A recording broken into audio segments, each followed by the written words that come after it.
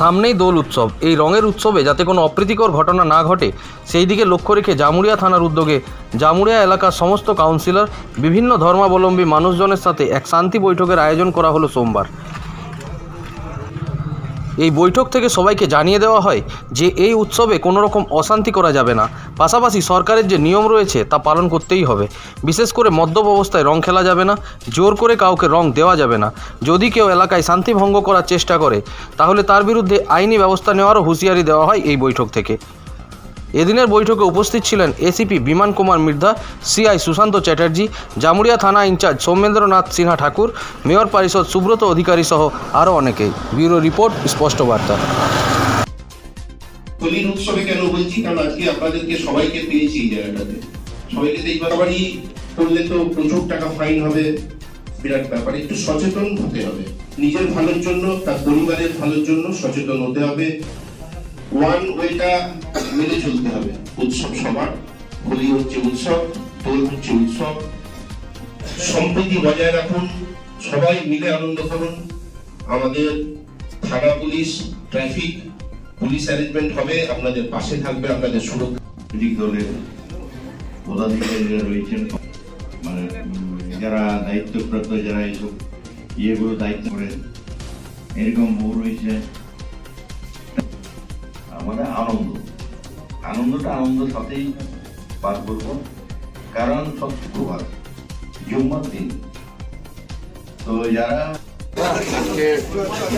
আজকে আমাদের জামুরিয়া থানার ভারপ্রাপ্ত আধিকারিক তিনি একটা মিটিং ডেকেছিলেন আসন্ন হোলি এবং দোল উৎসব উপলক্ষে একটা পিস কমিটির মিটিং, এবং প্রত্যেকবার এবারেও ডাকা হয়েছিল। এবং এখানে আমাদের জামুরিয়া একটা সুনাম আছে, যেখানে কখনো কোনো অপ্রীতিকর ঘটনা কখনো ঘটেনি। তাই আগাম সকলকে সতর্ক করা হলো। সমস্ত জনপ্রতিনিধি, সমাজের বিশিষ্ট ব্যক্তিরা, বিভিন্ন ধর্মাবলম্বীরা তারা এসেছিলেন, এবং সকলে আমরা আজকে এখানে বিভিন্ন বক্তব্যের মাধ্যমে আমরা একটা জিনিস এই হলো, যেখানে যে হোলি এবং দোল উৎসব সেটা সকলে আমরা ভালো করে শেষ করব, এবং সরকারের যে আমাদের আইন কানুন আছে সেগুলো কিন্তু সকলকে মানতে হবে। কোনোরকম কোনো অপ্রীতিকর ঘটনা ঘটলে সমস্ত প্রশাসনকে জানাতে হবে, জনপ্রতিনিধিদের জানাতে হবে, এবং এর বিরুদ্ধে আমরা সকলেই রুখে দাঁড়াবো। লিডারশিপে রয়েছেন তারা, টাউন ওয়ার্স যারা রয়েছে তাদেরকে একটু বোঝাতে হবে যে অ্যালকোহল খেয়ে মত্ত অবস্থাতে রাস্তাতে কোনোভাবে নয়েসেস করা যাবে না।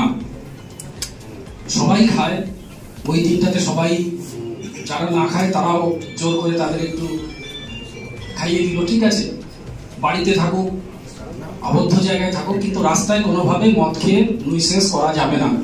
এটা কিন্তু খুব স্ট্রিক্টলি গতবার দেখা হয়েছিল, এবারও দেখা হবে।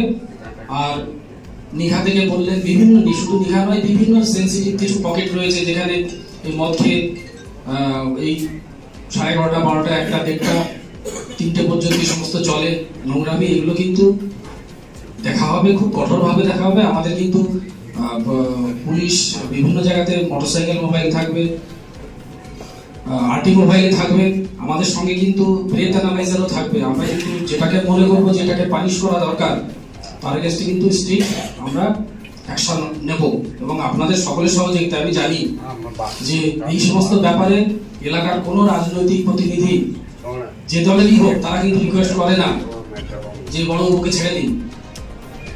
তো এবারও আশা রাখবো যে আপনারা কেউ রিকোয়েস্ট করবেন না। যদি কেউ বদমাইশি করে তার এগেইনস্টে কিন্তু আমরা যা অ্যাকশন নেওয়া সেটা আমরা নেব।